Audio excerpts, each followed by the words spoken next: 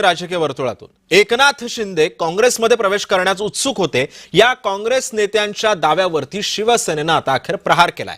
हुसेन दलवाईंनी केलेला दावा म्हणजे राजकीय स्टंटबाजी असल्याचा आरोप शिवसेनेनं केला आणि काँग्रेस नेत्यांचा हा दावा म्हणजे शिळ्या कढीला ऊत आणण्याचा प्रकार असल्याचा आरोप शिवसैनिकांमधून होते। नेमका काय घडतंय शिवसेनेमध्ये पाहूयात रिपोर्टमधून। भी कांग्रेस में आना चाहते थे, लेकिन हमारे कुछ लोगों ने उनको आने नहीं दिया।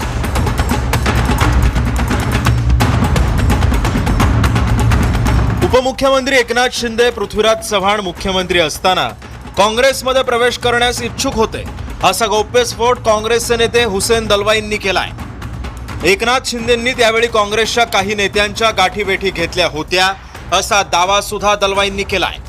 एवढंच नव्हे तर काँग्रेसमध्ये आल्यास ठाणे आणि पालघरमधील पालिका काँग्रेसमय करीन, असा विश्वासही त्यांनी बोलून दाखवल्याचं दलवाईंनी सांगितलंय। एकनाथ शिंदे जी भी कांग्रेस में आना चाहते थे, लेकिन हमारे कुछ लोगों ने उनको आने नहीं दिया। एकनाथ शिंदे जी भी कांग्रेस में आना चाहते थे, लेकिन हमारे कुछ लोगों ने उनको आने नहीं दिया। हुसेन दलवाईंनी केलेल्या वक्तव्याला पृथ्वीराज चव्हाणांनी सुद्धा दुजोरा दिलाय। एकनाथ शिंदेंनी भेट घेतली होती, पण त्याचा तपशील आपण सांगणार नाही, असं पृथ्वीराज चव्हाणांनी म्हटलंय। काँग्रेस नेत्यांच्या या दाव्यावर शिवसेनेतून तीव्र प्रतिक्रिया उमटल्या। शिवसेना नेते आशिष जयस्वाल यांनी हुसेन दलवाईंवरती टीका केली आहे। आपण राजकीयदृष्ट्या जिवंत आहोत हे दाखवण्याचा दलवाईंचा प्रयत्न असून ही राजकीय स्टंटबाजी असल्याचा आरोप शिवसेनेनं केलाय। काय आहे, प्रत्येक माणूस आपलं अस्तित्व मी आहे वा राजकारणात आणि पॉलिटिक्समध्ये जिवंत आहे हे दाखवण्यासाठी अशा पद्धतीनं खोटा भ्रम पसरवणारा आणि स्टंट करणारं वक्तव्य अनेक लोक समाजामध्ये करत असतात आणि हा त्याच्यातलाच एक प्रकार आहे। विनाकारण कोणत्याही माणसाची बदनामी करून स्वतःला लाईमलाईटमध्ये आणण्याचा हा प्रकार आहे। उद्योगमंत्री आणि शिवसेनेचे नेते उदय सामंत यांनी सुद्धा दलवाईंच्या या वक्तव्याची खिल्ली उडवली आहे।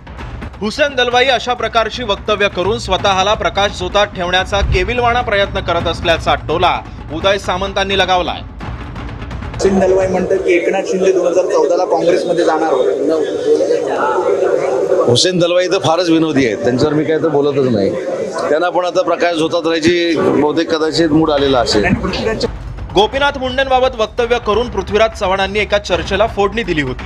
पृथ्वीराज चव्हाणांच्या वक्तव्याची चर्चा झाली म्हणून हुसेन दलवाईंनी सुद्धा एकनाथ शिंदेंबाबत वक्तव्य करून एका अनावश्यक चर्चेला फोडणी दिल्याचं बोललं जात आहे। ठाण्याहून कुणाल भोयटेसह ब्युरो रिपोर्ट।